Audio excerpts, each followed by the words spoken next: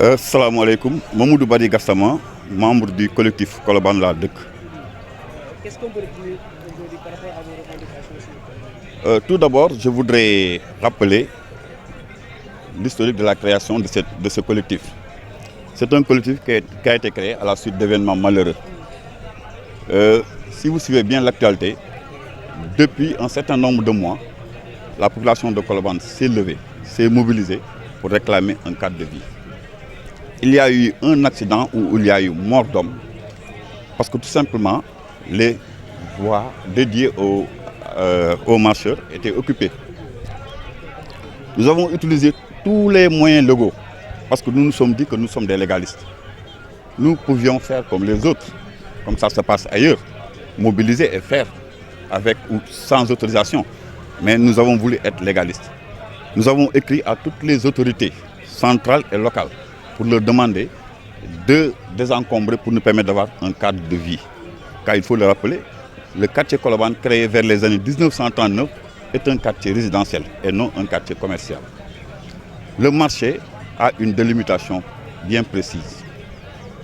Mais vous constatez ce qui nous a réunis ici aujourd'hui. Derrière une école, tout le long du mur d'une école d'excellence, l'école Moustapha Cissé, vous pouvez passer par la rue centrale, vous ne pouvez pas voir l'école. De nord au sud, l'est à l'ouest, l'école est occupée. C'était la seule bouffée d'oxygène de cette école. Et aujourd'hui, avec la complicité de la mairie, nous avons commencé à ériger un deuxième palier. C'est le maire. Le maire est responsable parce qu'aucun commerçant, aucun marchand ne peut se permettre de faire ça sans l'autorisation du maire. Donc ça, c'est de la responsabilité entière du maire. Alors que nous avions entamé des étapes de désencombrement, il y a eu des heures. Le Premier ministre s'est déplacé. On nous a demandé d'arrêter le temps de trouver des solutions pour reprendre.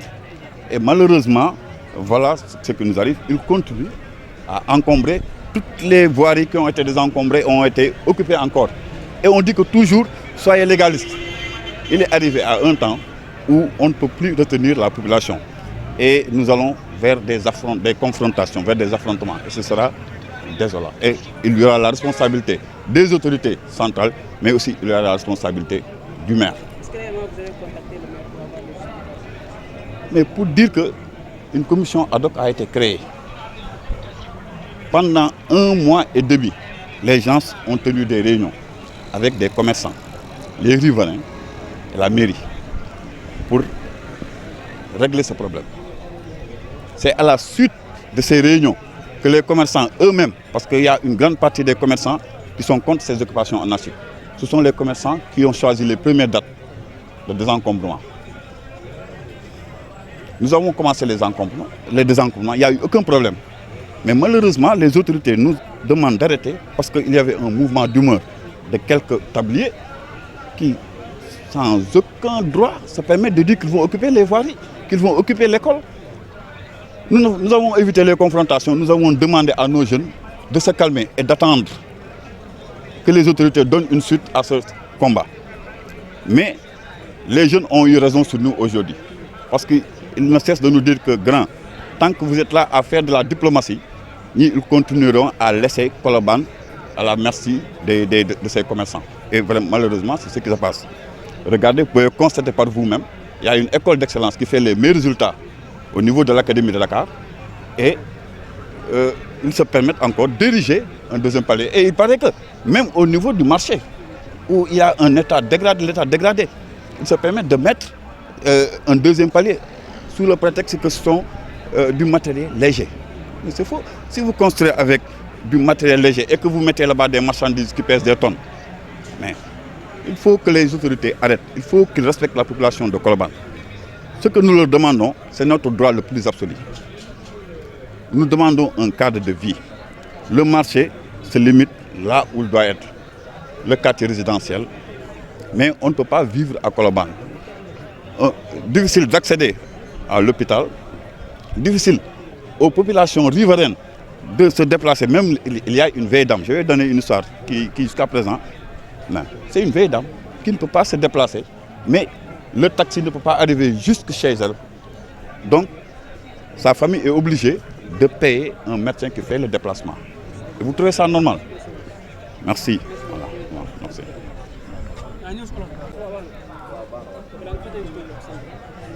Abdou Gueye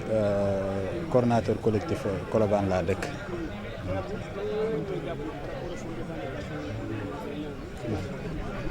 waaw non li ñuy ñaawlu vraiment mooy du ci marché bi d'abord mais dañuy wax ci quartier bi ak ci la mairie parce que aussi am na loo xamante ne dañu préparer woon une opération de déguerpissement bind autorités yi waxtaan ak ñoom wax ak ñoom que ne dañu bëgg vraiment ñu désencombrer quartier bi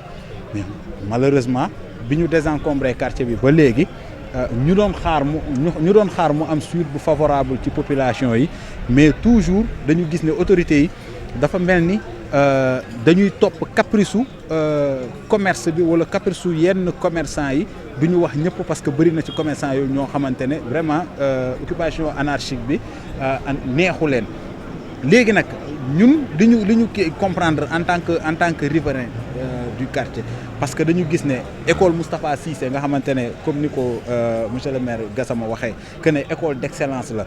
boo rombee doo mën a xam ne sax lii école la. ñu dem ci premier ministre bi désencombrement bi amee mu recevoir ñu primature bi ñu ñëwee lim ñu wax mooy mënul concevoir école ak hôpital mu am lieu de commerce ba dañ ko war a désencombrer lu mu gaaw mu gestu jox instruction ministre de l'intérieur que ne nañu désencombrer rue yooyu ñu xëyaat ñuy teg extension ci fi mu wax ne nañ ko désencombrer kon c'est parce que autorités yi dafa mel ne dañuy wax Colobane noppi leen mais au finish ñoom ñi ngi def leneen li nga xamante ne ñoom loolu la ñu bëgg a def ñun nag Colobane li ñu wax mooy du ñu teggi suñu tànk du ñu daw parce que ki ñu waroon waxal nañoo ak ñoom les autorités étatiques wax nañoo ak ñoom les autorités territoriales wax nañoo ak ñoom les autorités communales wax nañoo ak ñoom xam nga bu fekkoon jaaruñu foofu noonu yëpp amul fenn foo xamante ne jaaruñu fa wax ak ñoom ba lu ñu kii mais bu ñu gisee ne chaque jour affaire bi dafay gën a yokk ñun nag Colobane dañu ne loolu jeex na parce que mënuñu toog war a am cadre de vie bu normal comme ni ko autorités yi amee kenn ci ñoom nanguwul sa doom dëkk ci marché kenn ci ñoom nanguwul sa doom di fréquenter marché ñu jël Colobane laissé ñu en rade bàyyi ñoo commerçant marchand tablier yi ñu envahir quartier bi maire bi fi nekk ñuy demander nag Colobane ñu ngi demander solennellement que Abdou Aziz Paye na autorité étatique yi jël seen responsabilité ñu jëlee ko fi ñu ngi demander à ce que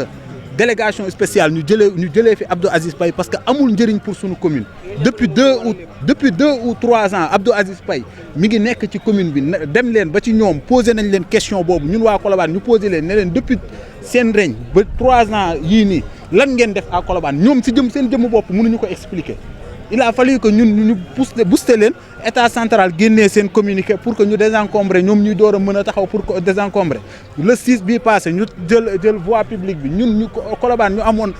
initiative pour ne kat c'est la journée président de la république la moom moo woote reboisement ñu war a woote reboisement suñu autorité territoriale yi nañu bàyyi leen lan moo tax parce que ay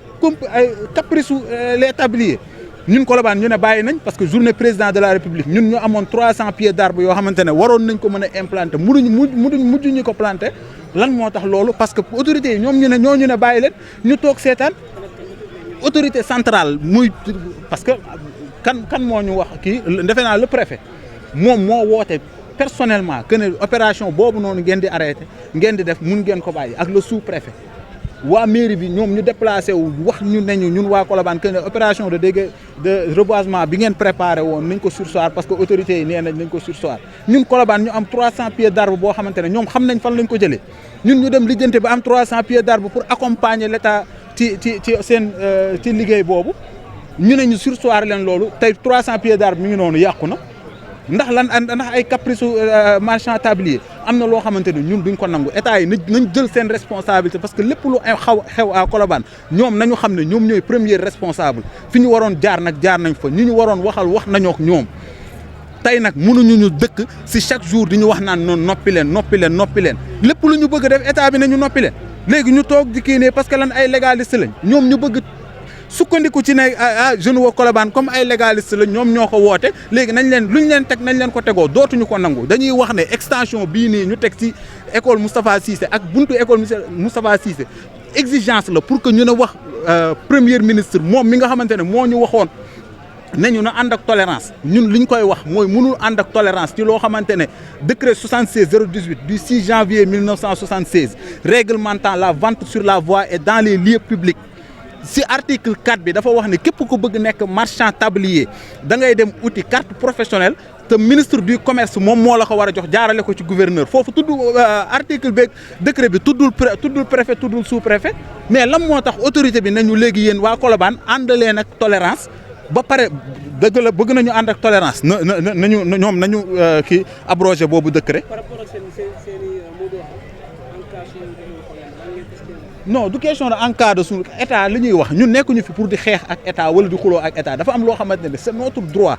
le plus absolu dañuy dem pour jëli ko parce que moom président de la république mi ngi dugal ay njabootam foo xamante ne fan la dëkkoon du Mermoz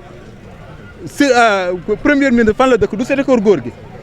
comprendre nga kon ñoom noonu cadre boobu noonu baax na ñoom seen cadre baax na léegi pourquoi ñun suñu commune Gueule Tapée Fass Colobane ñun ñu bëgg ñu désencombrer ñu kii toujours autorité administrative ak autorité étatique yi naan ñoon bàyyi leen toog leen seetaan kii ba pare suñu cadre di gën a yàqu usage d'habitation yi am à Colobane ñu koy transformer en commercial nga koy signaler autorités yi tout am benn suite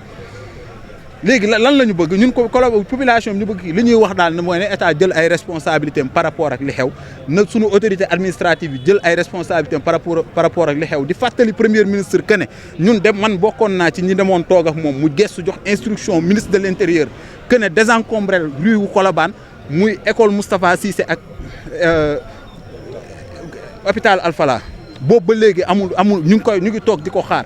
gisuñu ci kii ñu ngi wax nag ne toog di xaar bu yàgg bii nii dootuñu ko nangu am na loo xamante ne mënuñu toog di nangu ñoo xamante ne dañuy ñëw fekk ñu si sunu ñu war a dund am cadre de vie bu baax nga ñëw imposer ma yow li nga bëgg ba pare samay autorité étatique man ak yow ñu bokk ci même niveau ñu ne ma noppi pour man ma war a noppi ndax seen kii loolu lañ wax Colobane dootul nangu li ñuy def mooy dañuy taxaw à ce que lépp lu Colobane war a jot comme moomeel dinañ ko jot parce que am na loo xamante ne place de la nation dañu ñëw implanté ko ci sunu quartier. caserne Samba Diéry Diallo ñu ñëw indi ko fi camp Abdou Diassé ñu indi ko fi Masalikul Jinaan ñu indi ko fi mu am TER am BRT lépp Colobane on est envahi ba léegi loolu noonu yëpp ñu jàpp ne état dinañu accompagner ñu noppi garage Colobane mi ngi fii ñu jàpp ne état Colobane dinañ noppi ñu toog di xaar marché wu 9 hectares ñu ñëw si sunu biir quartier mu am fi muy déplacé wu toujours ñu non am na loo xamante ne trop c'est trop dafa jeex état yi sunu autorité étatique yi nañu jël seen responsabilité par rapport ak Colobane nag bu ñu jugee ñoom nañu xam ne ñoom ñooy les principaux responsables. voilà jërëjëf. Abdou Gueye coordonnateur collectif Colobane laa dëkk.